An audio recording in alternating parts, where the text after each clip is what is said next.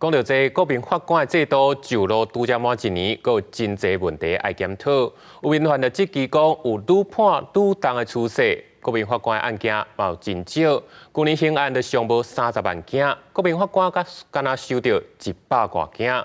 司法院因是回应讲会继续来评估，有讲今年受理案件卖到200件左右。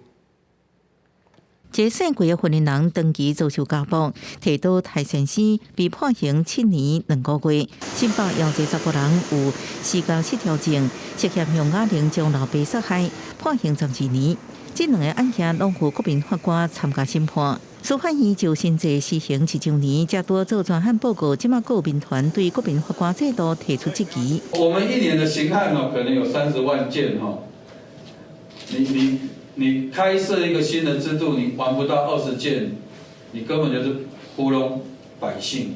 统计全国刑案，民团都指出，一年至少有30万件，不过适用国民法官去年只有100多件，就连审结案件拢无到20件。不止这期新制成效报告，佮点出量刑大部分重判，佮有法学教授表示，新制追求快速审理，面对被告牵涉精神疾病，相关精神鉴定也敢来做一摆。这个做精神鉴定目前因为时间性的关系，因为我国民法官参与嘛，所以大概我看一下，大概都只有送一个。那往往呢，这个被告的律师呢，要求要做复述鉴定，基本上法院的态度都是很消极。案件是否会经过复述鉴定要依个案的情节而定，与是否采行国民法官制度似乎没有必然的关联。国民法官案件量刑深受重判的出势，司法院回应已经列为观察重点。